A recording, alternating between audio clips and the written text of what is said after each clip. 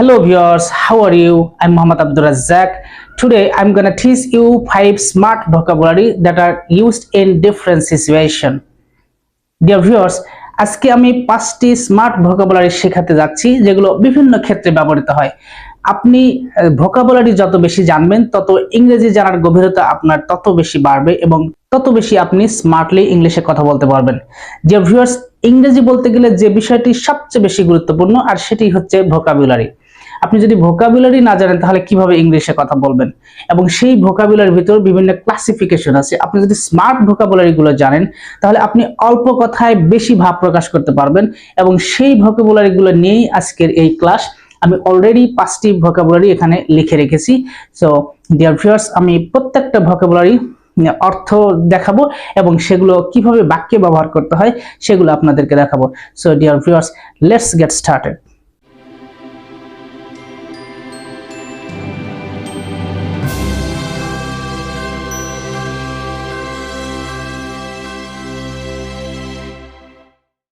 Dear viewers, already I have written 5 smart vocabulary on my whiteboard and I'll show you one by one with their meaning. Dear viewers, number 1 হচ্ছে case. What is the meaning of case? আমরা সাধারণত জানি যে বেগ শব্দের অর্থ হচ্ছে ভিক্ষা করা। বেগার মানে হচ্ছে ভিক্ষুক, কিন্তু এখানে case শব্দের অর্থ হচ্ছে ভিক্ষা করা। It's a verb. কেস শব্দের অর্থ হচ্ছে ভিক্ষা করা। আমরা যদি একাধিক শব্দ জানি, আমরা যদি একটি শব্দের সাবস্টিটিউট হিসেবে আরো একাধিক শব্দ জানি, তাহলে ইংরেজি বলার ক্ষেত্রে আমাদের সুবিধা হয়। অনেক সময় এটি হয় যে আমরা যখন ইংলিশে কথা বলতে যাই তখন অনেক সময় আমরা সঠিক শব্দটাকে হারিয়ে ফেলি। এখানে কোন শব্দটি ব্যবহার করা দরকার সেই শব্দটা সঠিক সময় আমরা পিক আপ করতে পারি না। যার কারণে যদি একাধিক শব্দ আপনার জানা থাকে তাহলে অল্টারনেটিভ শব্দটি ব্যবহার করে আপনি কনভারসেশনটা চালিয়ে যেতে পারেন। সো ডিয়ার ভিউয়ার্স, কেস শব্দের অর্থ হচ্ছে ভিক্ষা করা।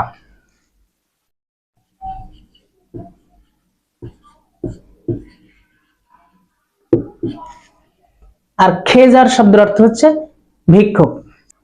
তাহলে খেজ দিয়ে আমরা একটি বাক্য তৈরি করতে পারি। He is to cadge from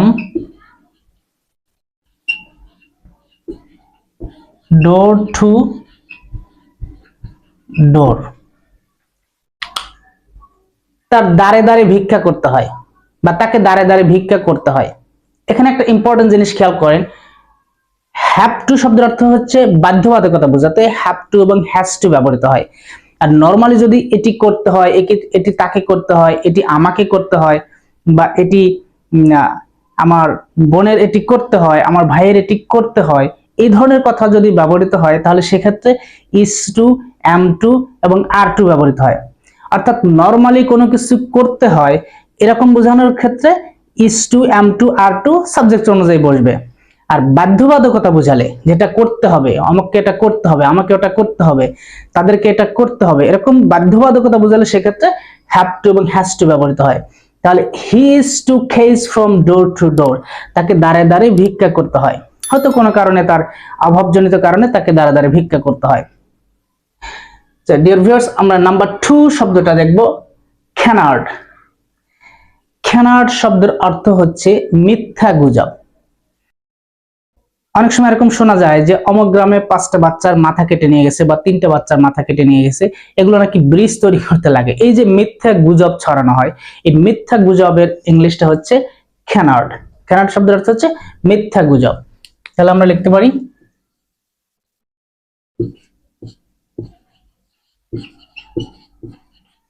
মিথ্যা গুজব। মিথ্যা গুজব দিয়ে আমরা কি বাক্য তৈরি করতে পারি? আমরা লিখতে পারি ইট ইজ আ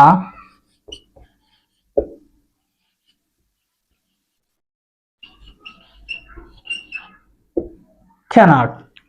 ছোট্ট একটি বাক্য লিখলাম যে ইট ইজ এ ক্যানার্ড, এটা একটি মিথ্যা গুজব, এটা একটি মিথ্যা গুজব। তাহলে নাম্বার 3 হচ্ছে ক্যাশিয়ার। ক্যাশিয়ার, ক্যাশিয়ার শব্দের অর্থ আমরা সাধারণত যেটা জানি সেটা হচ্ছে খাজানচি বা কোষাধ্যক্ষ, যার কাছে টাকা পয়সার হিসাব যিনি রাখেন তিনি হচ্ছে ক্যাশিয়ার। কিন্তু এখানে আমি যেটা লিখেছি ক্যাশিয়ার শব্দটা একটা ভার্ব হিসেবে লিখেছি। ক্যাশিয়ার শব্দের অর্থ এখানে হচ্ছে অপমানপূর্বক কাউকে বরখাস্ত করা।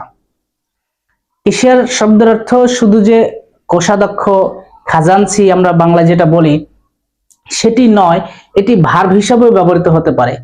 এই জন্য আমরা যদি ভার্ব হিসেবে কখন ব্যবহৃত হয়, কখন এটা নাউন হিসেবে ব্যবহৃত হয়, আমরা যদি পার্থক্যটা জানি তাহলে মিনিং করার ক্ষেত্রে আমাদের সুবিধা হয়। অনেক বাক্যতে যদি ক্যাশিয়ারকে বরখাস্ত করা হয়েছে এই হিসাবে ক্যাশিয়ার ব্যবহৃত হয়, সেক্ষেত্রে কিন্তু আমরা আমাদের না জানা থাকলে সেটা সম্পূর্ণ বিপরীত একটা অর্থ করে আসব। যেমন আমি যদি একটি সেন্টেন্স লিখি,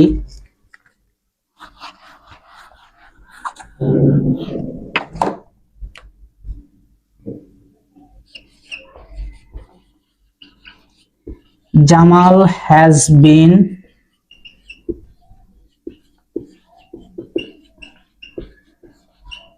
cashiered from the office। এখানে যদি আমরা ক্যাশিয়ার্ড মানে শুধু যদি খাজাঞ্চি এবং কোষাধ্যক্ষ এই অর্থ জানি তাহলে একটা বিপরীত অর্থ আমরা করে ফেলবো। আমরা বলবো কি Jamal has been cashiered from the office, জামালকে অফিসের ক্যাশিয়ার বানানো হয়েছে। আমরা কিন্তু সরাসরি এই অর্থটাই করে ফেলবো যে জামালকে কোন একটা অফিসের ক্যাশিয়ার বানানো হয়েছে, কিন্তু আসলে Jamal has been cashiered from the office, জামালকে অফিস থেকে বরখাস্ত করা হয়েছে। তাহলে আপনি যদি এই অর্থটা না জানেন তাহলে কিন্তু একটা সম্পূর্ণ বিপরীত একটা অর্থ করে ফেলবেন। সুতরাং এখানে অর্থ হচ্ছে Jamal has been cashiered from the office, অর্থাৎ জামালকে অফিস থেকে অপমানপূর্বক বরখাস্ত করা হয়েছে। নাম্বার 4 হচ্ছে ক্যাস্টিগেট। ক্যাস্টিগেট, ক্যাস্টিগেট শব্দের অর্থ হচ্ছে নিন্দা জ্ঞাপনের মাধ্যমে প্রহার করা। কাউকে শাস্তি দিচ্ছে কিন্তু সাথে আবার নিন্দা জ্ঞাপন করছে যে আর জীবনে এটা করবি, এই তুই বল আর জীবনে এটা করবি কিনা, একেবারে জীবনের মতো তোকে শিক্ষা দিয়ে দেব। এই যে এই অপমানমূলক কথাবার্তা বলছে এবং সাথে শাস্তি দিচ্ছে, এরকম ক্ষেত্রে আমরা ক্যাস্টিগেট শব্দটি ব্যবহার করব। অন্য ক্ষেত্রে পানিশমেন্ট মানে শাস্তি দেওয়া, তাকে শাস্তি দেওয়া। তাহলে ক্যাস্টিগেট হচ্ছে নিন্দা জ্ঞাপনের মাধ্যমে শাস্তি দেওয়া, যে আর জীবনে বেঁচে থাকতে আর এই কাজ করবি না, এরকম ক্ষেত্রে হচ্ছে ক্যাস্টিগেট শব্দটি ব্যবহৃত হয়। তাহলে ক্যাশিয়ার শব্দের অর্থ হচ্ছে অপমানপূর্বক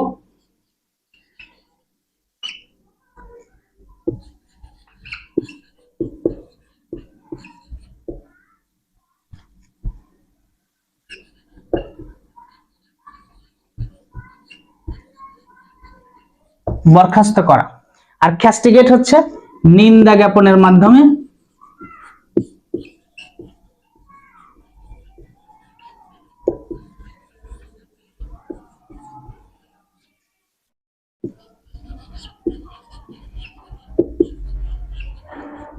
প্রহার করা, মানে মারা, শাস্তি দেয়া।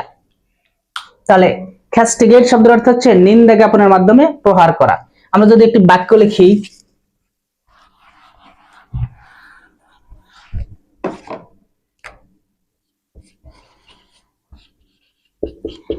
The thief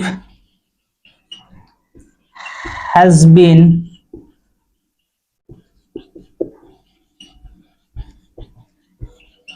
castigated।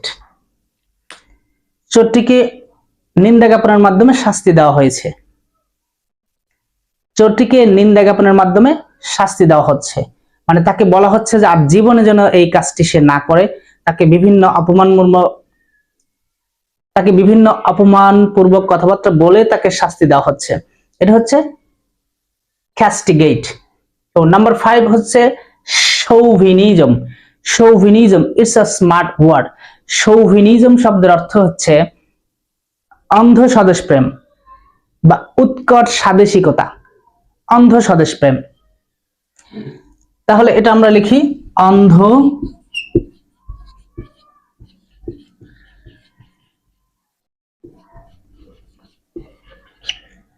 স্বদেশ প্রেম। আমরা বলতে পারি chauvinism is one kind of virtue। chauvinism শব্দটির সাথে আবার নেগেটিভ অর্থ জড়িত আছে, যেমন মেল chauvinist। মেল chauvinist অর্থ হচ্ছে যে পুরুষ নারী অপেক্ষা পুরুষ শ্রেষ্ঠ এই ধারণা পোষণ করে এবং সে অনুযায়ী কাজ করে, সেটা হচ্ছে মেল chauvinist, মানে নারী অপেক্ষা পুরুষ শ্রেষ্ঠ এই ধ্যান ধারণা ভিতরে পোষণ করে। তো আমরা সেটি করতে যাব না। chauvinism শব্দের অর্থ অন্ধ স্বদেশ প্রেম। আমরা এটুকুই জানবো, অন্ধ স্বদেশ প্রেম। এবং এটি বিভিন্ন চাকরির পরীক্ষাগুলোতে এই বানানটা আসে, যেটা কারেক্ট করতে হয়, যে একটা ভুল বানান দেয়া থাকে, এটা সঠিক বানানটা কি, এবং ক্ষেত্র বিশেষে অর্থ সহ লিখতে হয়। তাহলে একই সাথে আপনি বানান জেনে গেলেন, শৌভিনিজম, CHAUVINISM, এবং একই সাথে অর্থ জেনে গেলেন, অন্ধ স্বদেশ প্রেম। সো ডিয়ার ভিউয়ার্স, আমরা যদি প্রতিদিন 5টি করে ইংরেজি শব্দ জানি এবং সেই শব্দগুলো যদি বিভিন্ন বাক্যে ব্যবহার করা শিখি এবং বিভিন্ন বাক্যে ব্যবহারের মাধ্যমে আমরা রেগুলার যদি চর্চা করি, তাহলে একটা সময় কিন্তু আমরা স্মার্টলি ইংলিশে কথা বলতে পারবো। সো ডিয়ার ভিউয়ার্স, আজকের এই ভিডিওটি যদি ভালো লেগে থাকে তাহলে ভিডিওটি একটি লাইক দিবেন এবং ভিডিওটি আপনার বন্ধুদের মাঝে শেয়ার করে দিবেন, যেন তারাও এই স্মার্ট ভোকাবুলারি গুলো জানার সুযোগ পায়। আপনার যদি কোনো কিছু জানার থাকে তাহলে কমেন্টসে লিখবেন, এবং আমি কোনো কিছু মিস্টেক করে থাকলে সেটা কমেন্টস বক্সে জানিয়ে দিবেন। সো ডিয়ার ভিউয়ার্স, এবং আমার চ্যানেলটি এখন পর্যন্ত যদি আপনি সাবস্ক্রাইব করে না থাকেন, তবে চ্যানেলটি এখনই সাবস্ক্রাইব করে ফেলুন এবং বেল বাটনটি বাজিয়ে দিন, যেন ভিডিও আপলোড করার সাথে সাথে সবার আগে পেয়ে যান আপনি। So dear viewers, no more today. I'll be back soon with another episode. So stay well and keep learning. Bye bye.